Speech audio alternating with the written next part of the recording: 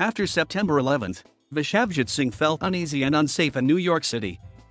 His turban and beard, articles of his Sikh faith, drew angry glares from his co-workers almost immediately after the attacks. With the understanding of his boss, he was able to leave Westchester County, where he worked as a software engineer at a telecommunications company, to go back home to Connecticut, where he would stay for a few weeks. In his mind, by then, things would have cooled down and he would no longer be at risk because of his appearance. When I went back to work, people in passing cars on highways rolled down their windows to yell at me and flip me off, Singh said. Out on the streets, people gave me angry and anxious looks. It was almost everyone. Women, men, white, black, young and old. It was one of the most unsettling times of my life. This is coming from someone who has survived a genocidal massacre as a young boy in India in 1984 that consumed the lives of thousands of Sikhs. Sikhism is the fifth largest religion, with more than 25 million Sikhs around the world. It was founded in the Punjab region in the northern part of India over 550 years ago in 1469. Sikhs have been living in America for over 125 years, and there are about 500,000 Sikh Americans, according to the Sikh Coalition. Important principles of Sikhism include social equality, truthful living, service to humanity, and devotion to God. Part of the Sikh faith requires Sikhs to not shave or cut their hair to honor what God has given them, and for Sikh men to wrap their hair in a turban to represent an outward commitment to their faith. Unfortunately, in America, beards and turbans are often mistakenly associated with stereotypes of terrorists, a dangerous linkage that has been perpetuated for years in popular media. This association has left Sikh Americans, as well as Muslim Americans, Arab Americans, South Asian Americans, and others vulnerable to targeted hate, violence, and discrimination. Because some Sikh Americans are easily identified by their beards and turbans, they have a long history of being targeted by others looking for a scapegoat, reaching as far back as the 1907 riots in Bellingham, Washington, in which a mob of 600 white men attacked and drove 400 Sikh Americans out of town. However, they also have a long history of helping others and working for social justice. Over the past 20 years, the Sikh American community has come together to advocate, but also to help defend and uplift other marginalized groups.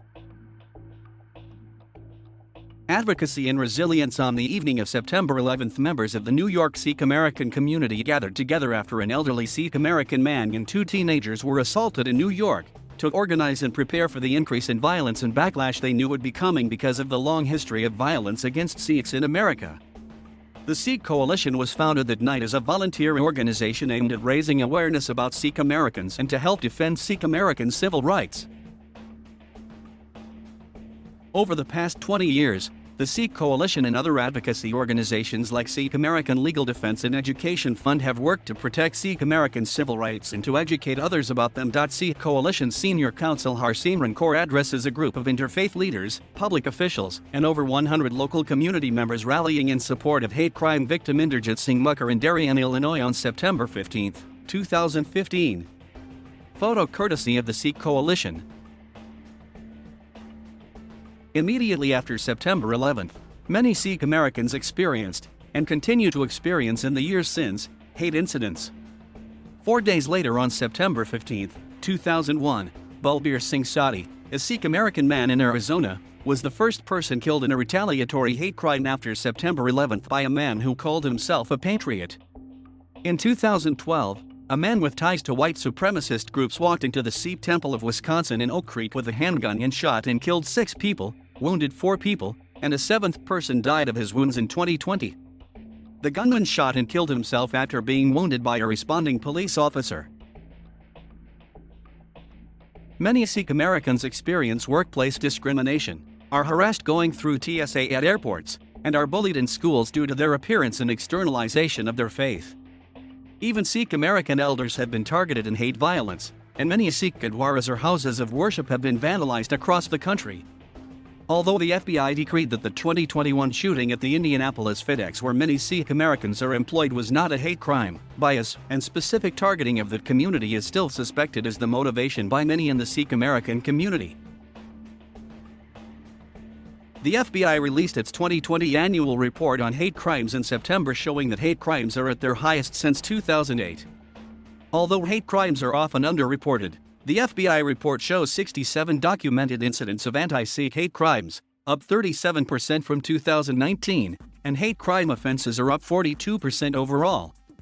Hate crimes against Sikh, Hindu, and Arab Americans have only been tracked by the Department of Justice and the FBI since 2015, after years of lobbying by advocates.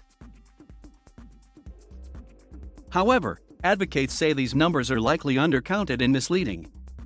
In contrast to the FBI, which documented a total of 10,861 hate crime victimizations against people over 12 years of age in 2020, and other federal agencies, the Department of Justice's Bureau of Justice Statistics reports a steady average of 246,900 hate crimes a year against adults every year between 2005 to 2019.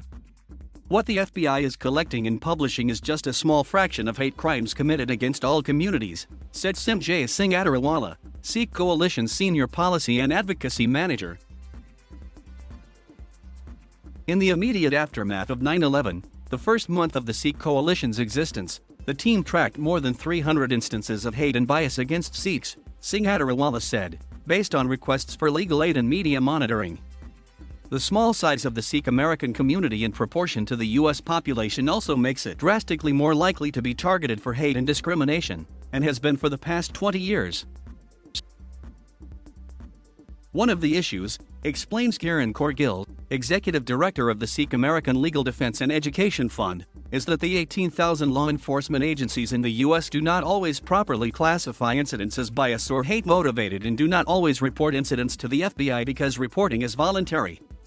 In addition, because of lack of outreach or trust, many communities of color do not feel comfortable going to law enforcement, and reporting can be difficult or inaccessible to limited English proficient communities.